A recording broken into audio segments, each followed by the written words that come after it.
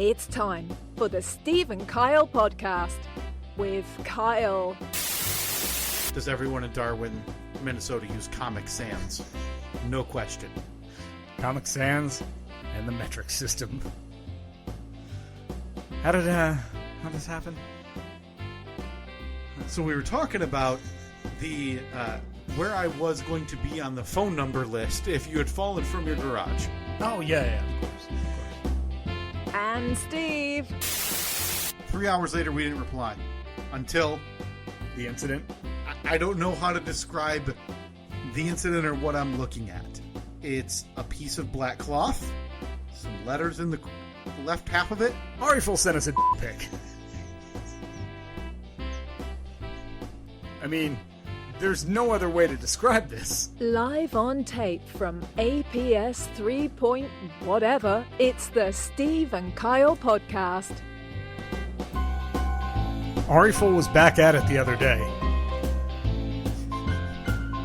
If you missed that last week, Ariful is a man who's been messaging us on Facebook, trying to get us to give him money to promote our podcast. We're closing in on 6 months that he's been sending offers. His initial offer, badgering. The initial offer, I think, was like $500. Yeah. We've gotten him down to $10 by simply not replying for the most part. Yeah, I didn't. I quick glanced at the most recent collection of offers. I think we do it, and I couldn't even decipher it. Ariful's English is not Ariful's first language. No, which is, I mean, it's fine, but it makes the messages, some of them, more difficult to decipher. It's a little tough sometimes. Most of the time, you know, based on context, you can figure out what the message is. But I don't know if it's a Google Translate issue or if it's just English as a second language.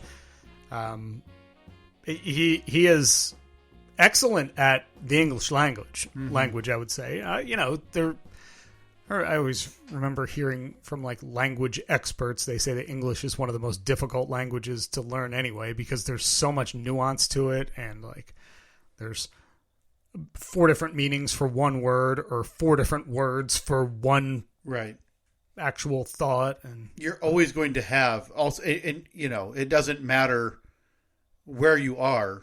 You will have somebody tell you that the word learnt is a real word. They'll send you like the screen grab of the, learnt. Google dictionary, and it doesn't change the fact that it one shouldn't be a word. 2, you're dumber for using it. Yeah. Okay? What is the other? Smelt? Oh my God, no! Is that one? Because smelt can be a word when it comes to like, I think it's like something. Smelt's a fish, right? Oh, I think it is, but I think it also has something to do with like metal. Like if you're forming metal, you smelt it.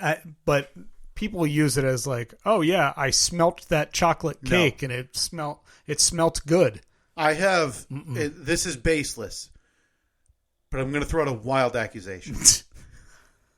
Whoa, that's strange for this podcast. Let's hear it. I have no reason to believe this outside of my own preconceived notions, but I would bet with almost certainty that our friend, listener of this podcast, Trevor from Dixon/Burns, definitely not Nashville, in his daily vernacular, uses learnt, and even now, just hearing it for the first time, definitely smelt. Boom. We'll wait for confirmation, Trevor. Trevor's usually the first one to comment. That's right. When the post goes up every week. That is Apologies, by the way, to the few people that would listen to this on Facebook on a weekly basis. It seems as though that just isn't a possibility anymore. They changed the embedding on that, and it's impossible to embed the player itself, so it's going to send you to either the direct Libsyn page or I just highly suggest you enter the 2000s. Just download the podcast. And download a podcast player. Yeah. Whether it be Google Podcasts, Apple Podcasts, Spotify. Or the 1 million other devices that you can use. I know that there's one person who gave me a stern talking to Yeah. when I saw her recently. She Yeah. said, I don't like it. It's not working. I don't want anything to do with this Libsyn thing. Mm-hmm. And that person was your beautiful mother. Yeah. I don't even think I got a hello out of her when we bumped into you guys at the fair. Nope. It was the first thing she said. Get out of here with this Libsyn crap. Yeah, sending me to a website. Mm-hmm. And then I think the problem becomes that is just playing on a website. So if you were to close your phone or go anywhere, it's going to stop playing. Yeah. So I don't know how many people use those avenues, whether it's the Facebook Play or whatever. Please, you could even watch it on YouTube. I think it would play in the background at this point. Yeah. There's plenty of options.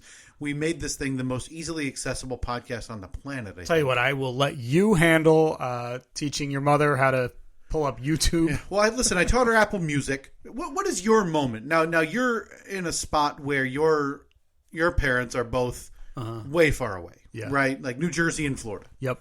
So your time directly with them one-on-one is minimal. Yeah, a couple times a year maybe. But do you get the emails or a phone call or a text message or something from either of them? Hey, Steven, can you help me with, this cord on my TV? No, it's usually when I'm with my dad. No, not at all. So your dad is would you call him tech savvy? No, I think his wife is pretty tech savvy. Okay. So he's got like a 30-something. She figures it all out for him. My mom, on the other hand, I said 4K. My mom, on the other hand, I think if she can't figure it out, she's like, whatever, I don't need it. Just kind of gives up on it, except for when I'm home. Okay. Because if I walk into her house, usually, I'm there maybe once a year. Yeah. And I swear, I'm 4 steps in the door. I need you to take a look at something. Mm-hmm. And it's always something that I would have zero way of knowing how to fix something. Off the top of your head, anyway. It'll be when I open the refrigerator, it makes a sound that, brrr, and I just look at her and I say, Mom, did I go to refrigerator repair school? I'm flattered that you would think that I have this vast knowledge of anything that has a plug on it. Yeah. But I don't have any idea how to fix your refrigerator. Well, it's also New Jersey, which I don't know the laws over there. I can't pump my own gas. Who's to say that you can go unplug a refrigerator? Oh, no, you can't do that. Can't do that anymore. Only New Jersey licensed refrigerator repair people are able to fix a union job. Obviously, they're Teamsters, no question. And so let me tell you, they're getting raises. So you call for someone to come and replace the light bulb in your refrigerator because you can't do that on your own. Cannot. You got 6 Teamsters that show up. One of them's driving a crane for some reason. Yeah. They have to shut down the whole street. Yep. You got a guy climbing the power pole with some hedge clippers to cut power. Yeah, and then it's going to be a 2-day job. There's no question that you're losing some foliage from your front yard. Yeah, obviously. And odds are you're getting either a Bruce Springsteen or Billy Joel song out of this ordeal. Sure. That's just how it goes in New Jersey. Whether it's like the boombox that the one guy brings in on his shoulder, whose sole job it is to sit there. Yes. I took a picture, actually. This is so funny that we mentioned that. And I am, in general, I don't complain. You know me, Steve.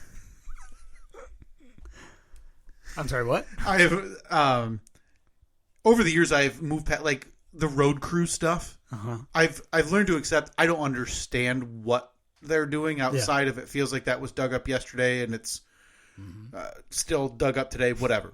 But I took a picture the other day. They had been doing some repaving on a road that I use typically multiple times a day. Yeah. Directly next to my house. Goes to my mother's, would go towards anywhere I need to go. In general, I'm using this road.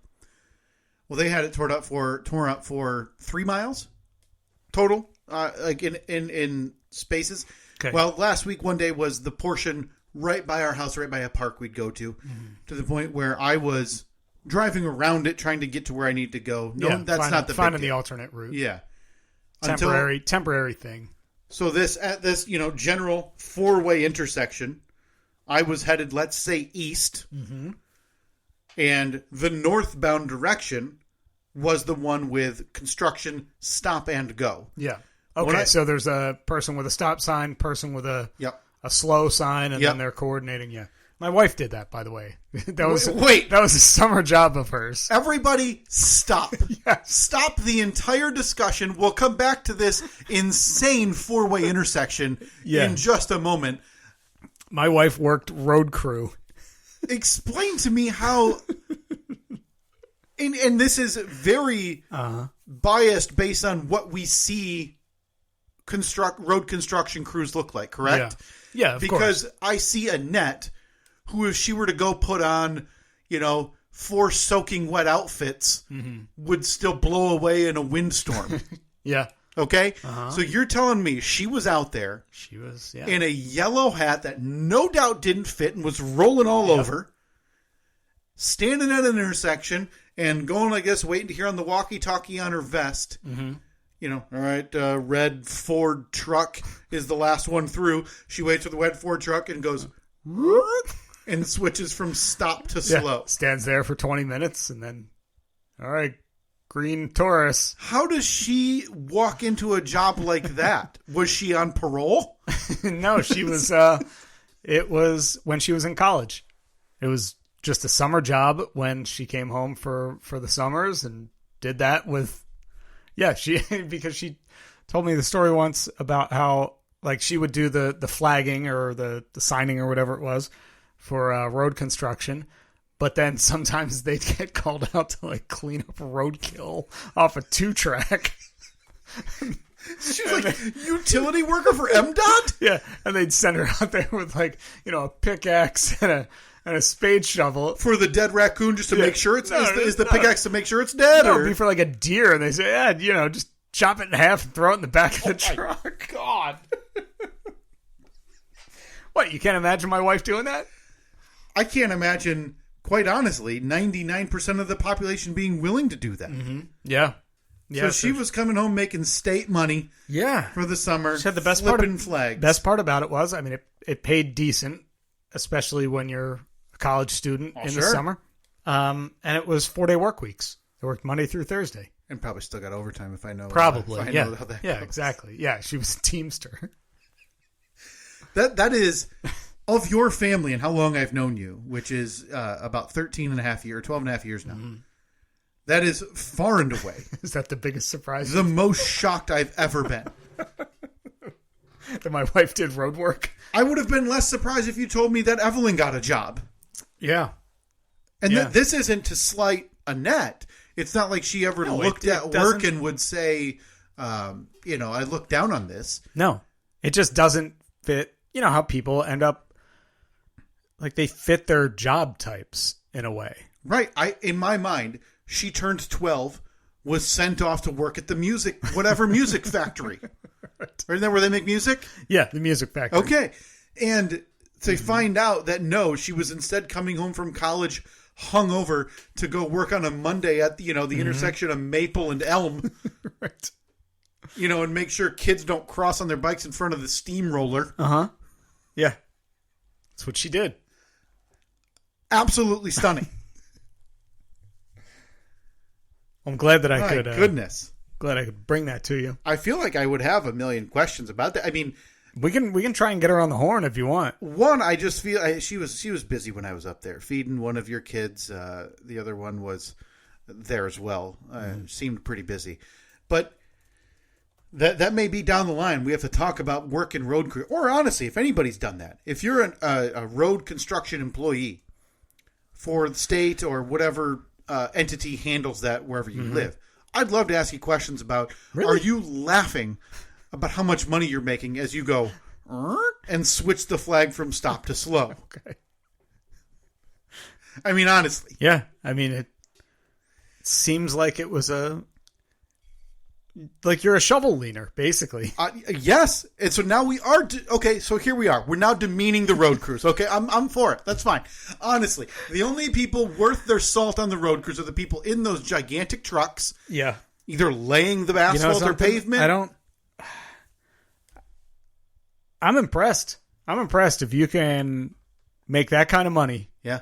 For that kind of work. Well, yeah, listen, it is not easy to talk about how much overtime bucks you're going to bilk out of the state with 4 of your closest coworkers on the side of the freeway. I think we might be able to get Annette on the phone. And again, everybody stay tuned. We're going to get back to this hot intersection talk.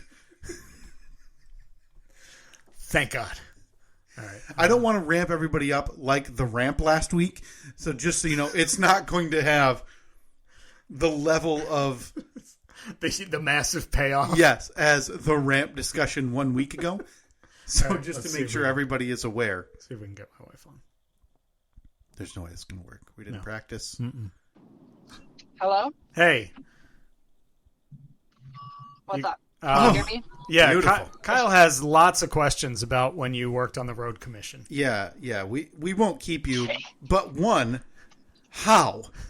Like you were at this point, what, 19 years old, coming home from college. It was a college program, yeah. Okay, so it was like, they've got all of these, hey, the robotics program, or come help the swim team, and then or hey, here we've got the orchestra, our band, and you blow past all of those booths, and you see, oh baby, road commission work, I'm headed there.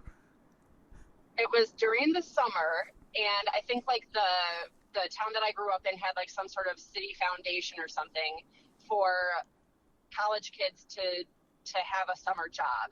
And for me, it was perfect because it was better. Like, I think my first year I worked at Target or something in an ice cream shop. While at the road commission, I was working like 40 hours a week. It was consistent. It was more money than any of those other places. And it was great. Didn't you? But it was no like long term or like it wasn't an internship. Sure. No. Yeah. It obviously was, like you said, just for the summer. I'm just curious. Like you said, you had the Target job. You had an ice cream shop. So was this was just money related? You're going to go hang out with Bert and the gang down in the local rural roads. Yeah, and I mean there were other college kids in the program, so it was like me and my friend Carrie that I was really good friends with. She worked there before I did. And then she was like, I don't know, I talked to her and she was like, yeah, I've got this great job working at the road commission in the summer and don't have to like worry about finding a job and all that kind of stuff. So then the following summer I signed up for the same program as her. And there were kids from all the other, I don't know, little towns around, and we worked for the county road commission. Didn't you tell me a story? Full-time people. Didn't you tell me a story about how one time they sent you and Carrie out to you had to like pick up a deer carcass or something, yeah. and it wasn't Carrie. I think Carrie might have been done by that point. But my good friend Casey, and she was the daughter of like the head foreman of the road commission. Okay, so and the big Casey bucks. And I just had a hoop, and I could not pick up a dead deer. Like I think I might have touched its leg or something, and I was like, oh no way. And I think Casey tried with all her might to do it by herself. But then, like, we were just like, no, can't do it. And then the full-timers would have to, like, come with their plow truck. I don't know what they did, but we put it on a plow somehow and get rid of it. Because in my mind, that you now, like, you went back, checked the box that, yep, picked up the deer, and it's been sitting there for 15 years since then, and nobody's cleaned it up. Well, they decompose. It'd be a sack of bones by now. Yeah. I mean, I don't want to tell you what to do, but I mean, I think it'd be a nice thing if you drove back and maybe made sure that deer got laid to rest properly. So was this kind of like a hidden gamut you guys ran? Like, hey, everybody's going back to summer to work at their crappy jobs. We get to be outside, tanning our arms and putting on those cool yellow hats. Yeah. And we're getting paid the big bucks. And so it was a hidden gem? You drive and they give you a little... Oh no, we're losing you. Patch down a little bit. It was the most fun I've had on a summer job ever. This is not alarming. This is incredible that I'm just finding this out. So were you mostly doing... Then if it was raining, you weren't allowed to work. And so you would sit in your truck and wait for the rain to stop and take a nap and do whatever. Get paid, though, obviously, right? Yeah, state budgets never stop. What were you mostly, when you were outside, were you doing flags, or is there anything that we could go find now where you had to do actual work of consequence? Like, hey, go throw that bucket of Quickcrete in that pothole or whatever. Yeah. No, one summer, or maybe even just a part of a summer, I did flagging. And then 2 or 3 summers I did patching roads. So we would fill our little dump truck with asphalt patch stuff, and then go drive around, find a hole, take a shovel, put patch in it, run it over to flatten it out. Do that all day until you run out of patch. You go back to the shop, load up with more patch, and do it all over again. Wow. Well, listen, you heard it here first, college kids. If you're looking for a gig, go seek out the road commission and get paid to take naps in the work truck. Yes. This is I can't believe, and the fact that, I mean, the way you're describing it obviously lends some credence to it, but the fact that you're talking about it so reverentially in hindsight, like you enjoyed it, you'd go back to it, like you missed that time in your life when the only thing you cared about or had to worry about was making sure you were going to wake up for the 6 a.m. flag call at the local school intersection. Well, flag, whatever, I don't know, but yes, it was all great. You had to wake up early in the morning. You had to get there really early. It was punching a time card. Don't be late. All that kind of stuff. But as long as you're responsible enough to get to work and do some stuff while you're there, it was a cake job. And yes, you got to be outside and you got to work with some fun people, and it was good. Well, Steve, you heard it. If your wife wants to go back to work, she's going back to labor, working for the Department of Transportation. Yeah. I mean, I feel like they're paving our entire town right now. Yeah, it's constant. It's constant. So if you want to pick up a part-time job, I'm in full support. Yeah, 8 hours. Once the kids are in school full time, see you later. 8 hours a day, 3 days a week, part-time. You're just out there flipping from stop to slow, getting it every 30 seconds. Well, thank you, Annette. I'm shocked. I'm taken aback. Okay. It's just not the person I've known. Okay. All right. We'll talk to you later. All right. Bye. Bye. I think you probably would have surprised me less if you had told me that. Oh, yeah. Did I ever tell you that, Annette used to be a mortician? What the worst part about all of that is that I don't think I had her track enabled to record. Oh, good. So you will hear our side of the conversation. Good. Not her side of the conversation. And granted, obviously didn't know Annette during college, but in my head, she is there, again, at the intersection, flipping flags. Yeah. Flag flipper. Number 3 in seniority. Yeah. Yeah, of course. Again, a large yellow hat, but because she's so small that it doesn't fit, even on the tightest setting. So it's rattling around her head. Gigantic black sunglasses that cover half her face. And as she flips from stop to slow on one of them, she leans over and just vomits everywhere because she's a college kid who's probably out drinking halfway the night out all before. night. Out all night. And, then she points to it and the paver just does a quick rollover. So, no doubt the roadways, the highways and byways of this county. That's right. Are formed with the foundation of her vomit. Yeah. You want to know why there's so many potholes in West Michigan? It's because college girls' vomit has been rolled over with bags of Quikrete on all of our suburban roads. Yeah. So in case you didn't just hear a 7 or 8 minute long interview with my wife, we did record it. Well, we did talk to her, but I don't think that it was enabled. I don't think the track was enabled to record. We are just crushing there's a chance. There's a chance that you didn't hear that. I'll give it a 3% chance that you actually did. We had the master, though, right? Yeah, I don't know how that all works. All right. Boy, we are crushing it lately.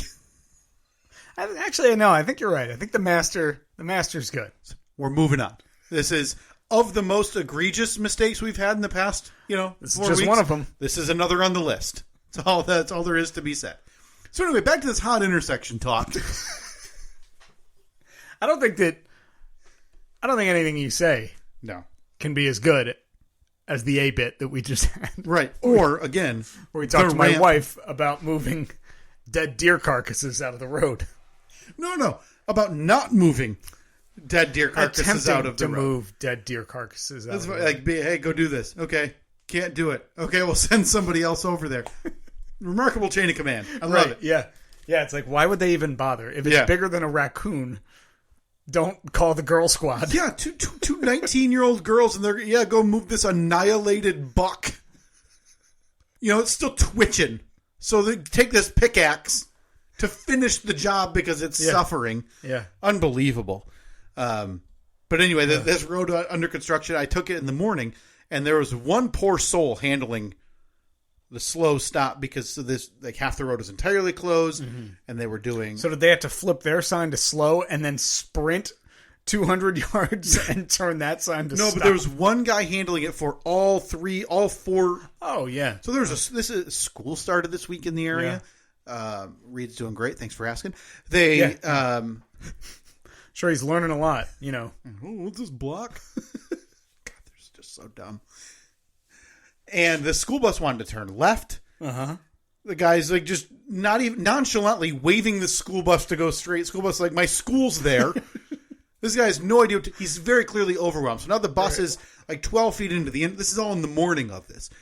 12 feet into the intersection. The light turns the other way. So now I have to turn around this bus. He's blocking, no doubt. Well, this guy's talking to the school bus driver. No idea what happened. All I do know is that when I came back that way later that day... School bus was still there. Still school arguing. Bus stuck in a foot of pavement. They had not one, not two, not three, 4 people manning the one area that has new asphalt. So they learned their lesson. I would say they learned and overcorrected their lesson, Steve. Good. When I think road crews and road work, that is what I think of. Yeah. Way too many people. Too many people. Doing what we observe. Lots of shovel leaning. As nothing. Good. Nothing. But again, this is a new, calmer Kyle. Yeah, I'm not complaining. So you just sat there and said, whatever will be, will be. I did take a picture because I was laughing at it. What are you taking a picture of? Reed in the back seat, and thank goodness the windows aren't open. I might as well have asked the fine folks shuffle leaning to wave for the photo. Yeah. But you're right. We saw you at the fair this week. The local, not county fair, city fair, town fair, and this thing, the way I described it, was like the residents of this yokel town. No offense, you live here. No, none taken. Spend 358 days a year locked in its borders. Because for those 7 days of the town village fair, it's the most bananas thing I've ever seen in this hyper-local area. Wow. That's saying something. Okay, what? Because we went there that one night. Annette had been there earlier in the day with the kids. She took them to see the 4-H exhibits. And got her hand stamped, no doubt, so she could get back in. Of course. Yeah. Got the hand stamp. And then I got out of work. I came home, and then later in the afternoon, we all went back, and that's when we saw you guys. So we went back to go on the rides, because the rides don't open until like 2 or 3 in the afternoon. Oh, really? I didn't know that. So we did the rides. We had some dinner there, grabbed an elephant ear. Most overrated food in history, I think, the elephant ear. And then we saw you, said hi, talked for a few minutes. I got verbally assaulted by your mother because podcast something or other, and hit the road. And I don't remember seeing anything that was too crazy, too bizarre. So I'm looking forward to hearing what I missed. Not crazy or bizarre as much as I've never seen that quantity of people in this area so centralized. Like converge on the same area. I mean, this is a fairgrounds parking lot packed. Cross the street, parking lot packed. They were sending people to schools a half a mile away and telling you to get on a bus. Okay, they were to shuttling. Come to the local fair. This is no different than any fair anybody or carnival anybody's ever been to. You got your carousel. You got your zipper. Yep. A Ferris wheel. House of Mirrors. Yep. Which, boy, did I feel bad for saying, but I really enjoyed watching my daughter smack into that glass. Walk into a couple of panes of glass. I had to go with Reed. and the one fine gentleman, Carney, who was there, just was not having it that he was less than a quarter inch below what you were supposed to be without an adult. Hey, rules are rules, man. Rules are rules. So went through him with him. Oh yeah, face first, directly into a pane of glass. Right? Was I wrong in expecting more from the House of Mirrors? Because you go through the House of Mirrors, you go up the stairs, then you go down a slide. That was it. No, I thought that it's been a couple of years since I went through a House of Mirrors. I guess I thought there was more to it than that. I don't know. I thought I'd get to the upstairs and there would be like laser tag or something. Now, did you encounter, I'm assuming you went in this House of Mirrors, and I'm glad you brought that up because I wanted to ask if you had a similar experience at the House of Mirrors. When you walked up those spooky stairs. Were they spooky? No. Okay, I was going to say. Like 8 mirrors and 1 set of stairs up to a slide. This was the start and the end. Yeah. I didn't remember anything spooky about the... When you got to the top, was there another fine person, Carney, sitting in a folding chair? Yeah. Okay. They were the slide director.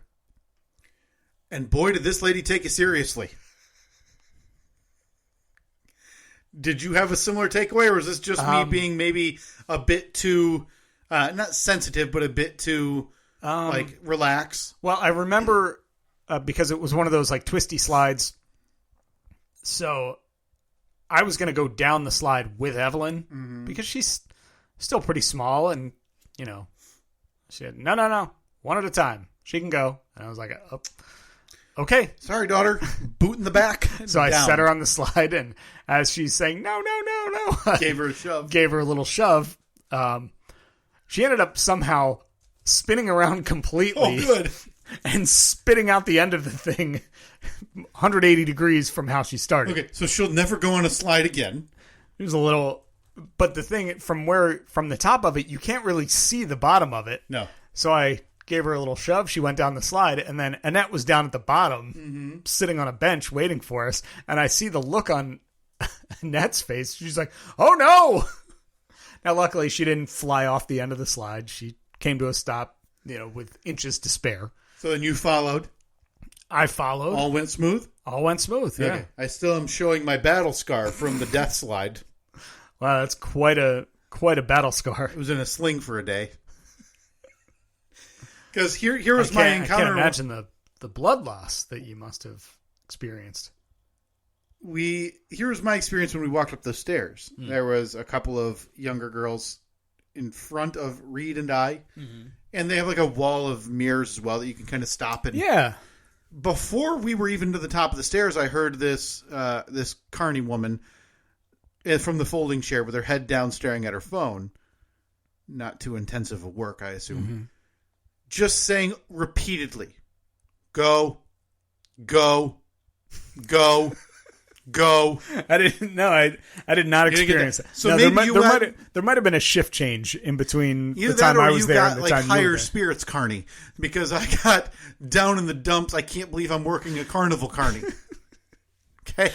Okay. So Reed's stopping, looking at the mirrors, and these other two girls. One of the young girls is also a little nervous to go down this slide, and her big sister. It's only her and her big sister, and this woman is now getting semi-aggressive. Agitated. Go! And I'm like, oh my God. And it's not like there's a massive line of people. There's not. It's... See, I'd expect you to be the one to be annoyed that people weren't going fast enough. No, I don't care. I mean, listen, the longer we have to wait to finish... This is the new and improved Calm Kyle. The longer we have to wait in line for this stupid thing is less time we have for other stupid things at this stupid fair. I'm anti-fair. That's where I'm at. Boy, that's shocking. This thing is among the cesspools of America, and it tours the dumbest villages known to man. Wow. To get the dumb villagers. The villagers. Sorry. The dumb townsfolk. That's much better. Away from their outhouses. And, their 4x4s. to go pay to look at dumb animals that they probably have on their farm. But I digress. Yeah. The two girls end up going down, and I'm already thinking, boy, I hope she doesn't say anything to me. Mm-hmm. I am in no place to be okay with folding chair Carney staring at her phone, lecturing me on my pace of play. Okay, I'm not golfing 18 at Augusta, Georgia. Sure. I'm about to go down a slide. Yeah. At the world's fair. Okay. Seems like strong words about the fair. The fair seemed. No offense, fair. I was a big fan of the fair. Oh, it's the world's biggest ripoff. And if you're willingly throwing your money at this every year and can't wait for it, you're a donkey. You might as well go into one of those barns. Okay, that's where you belong. A donkey. Go, take a museum. I don't know. Go play in a park for free. What a scam. So we step up towards the slide, and Reed gets down on his legs, and he's excited because he's a slide. Normal kid. He likes slides. Yeah. He turns around and looks at me, and I hear her say go, and I say, okay, that's the last one that's the last one I'm going to accept. Okay, so you have a 5-go threshold? Yeah, and to the point, and again, there's literally nobody up on this, massive skyscraper platform that we just walked up the steps to. Mm-hmm. It's just us. And so I say, go, okay. So then he goes down. And I'm not 8 anymore. So I lumber down to sit, and I make sure he's and I hear her say, 4 feet away. Go. And I turn. And I look. And I say, I'm getting to it. What's the rush, lady? There's the Kyle we know. And I so caught her off guard. Oh, no. I was just saying. And I didn't even listen for the end. You went whoosh. I launched myself down. Gave myself an elbow disease. This is going to be like bursitis or something now. MRSA. That slide has diseases on it. They are not wiping those down in between slides. No. And made it down. Do you think maybe you were on the slide before we were? Because again, maybe I don't have the same experience as you. Yeah. Awful. She seemed rather, I won't say pleasant.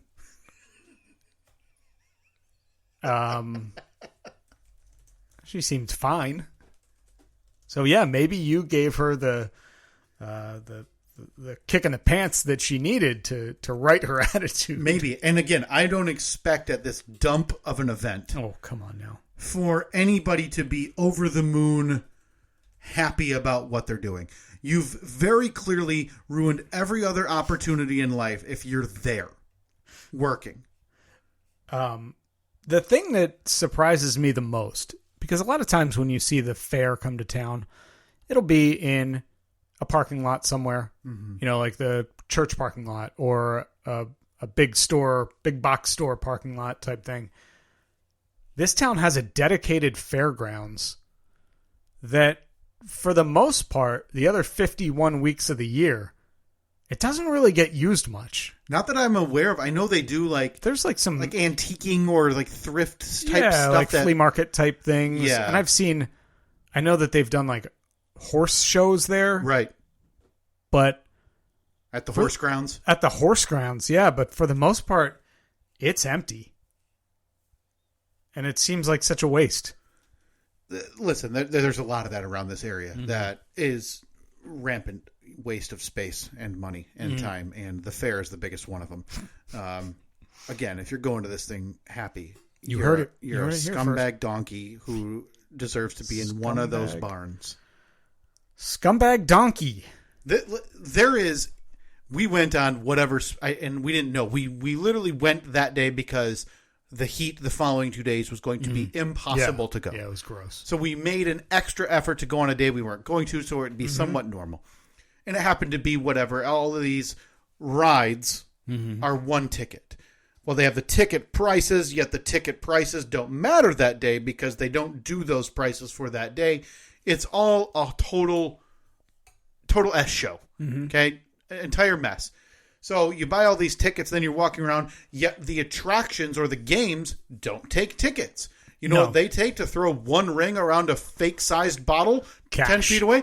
$5 cash. I didn't tell you. Yeah, I should tell you about the game, in heavy air quotes. Was it a really fun one, that Steve? Evelyn played? Will she be talking about it with all of her friends at preschool? Well, she will, because she loves to tell everyone what she won, air quotes, from the game that she played. Can I guess what game is? Yeah. Is it the duck pond? You're damn right it was the duck pond. And $5 would have been a bargain. The duck pond was $10. No. And then Are you serious? Yeah. And then you pick 3 ducks out of the pond. And based on what they say on the bottom of them, they have like letters or numbers written on them, you get to pick your prize. So yeah, we are the proud owners of a $10 magic wand thing that blinks and glows. Well, I will trade you our $10 dart gun that broke when it came out of the package, and Reed got so mad that it was broken out of the package, he threw it across the kitchen floor. Or the $5 ninja sword that also just falls off when you open it from its sheath or whatever. Nice. Again, scumbag donkey, if this is something you're going to multiple times here. I know people like the events. That's just not for me. When Reed is then of an age where he will look forward to that, the grandstands, right? Mm-hmm. The Wreck-'em Derby, they do smaller monster trucks, and they do dirt bikes and stuff. Yeah. To me, that would be more enjoyable than literally urinating on all of the cash to win a dart popper that barely works. What do you think it would cost for us to sponsor an event at the fair? I bet more than we would be comfortable with. And I'm only basing that on the fact sheet we received from the local roller derby team, which was eye-opening. Shockingly large. How about this? All right. Yeah. A Steve and Kyle monster truck. Done. We need to get... We'll just jack the Comanche up a couple more feet. Oh, you want to make that? So I thought we would just pay to have our stuff on an already... No. Okay. No, we got to build our own. I feel like this is always your kind of thing. To just make sure you've got another dumb idea in the hopper. Yeah. Right? Yeah. So it's like, okay, the garage, I said, boy, the end's kind of in sight. And what else do I got? Monster truck! Build a monster truck. But then make sure that garage doesn't have a large enough door for said monster truck. So that way you have to tear down half of it. Right. Well, I have to put a second garage door on top of the first garage door. That's right. Or a second garage. Yeah. Just for the monster truck. Right, yeah, monster truck garage. We have run out of time for this week. We are on a hard out. Yeah. So next week, I'm going to get a somewhat brief update from you about the garage build and how it's going, because I'd like to, before next month is out, I think it'd be nice to put a couple of bag chairs out there and do an episode. Yeah, that it's totally possible. I'm assuming the roof is not fully done, so we'll have to make sure there's no heat, no rain, no any other elements, no wind, no animals. So we'll be recording it like a Tuesday at 7 a.m. Right. In October. But that'll be next week. We'll get to that. We meant to get to that this week. We'll do the tour. I'll give you the tour maybe after we record. Yeah. Yeah. You shook me to my core with that news about your wife. So we got a bit sidetracked. All right. So monster truck for the fair. We'll have to, let's see, we got 51 weeks to throw that together. Is that enough time to build a monster truck? You're the one who watches the YouTube channel from that Larry or whatever his name, Lawrence. LT? It feels like maybe send him a message. You got him on speed dial? Yeah, LT. Okay. Maybe just let's cold call him next week. We need help. And just say, LT, do you think we could build a monster truck in 51 weeks? And the first word out of his mouth, hang up after that. Okay. We just need a yes or no. All right. We can do that. At Steve and Kyle, Facebook, Twitter, and Instagram. Did you post the picture of the wacky intersection? Got it right here going up. It'll be up by the time you're listening to this, and you're not going to believe it.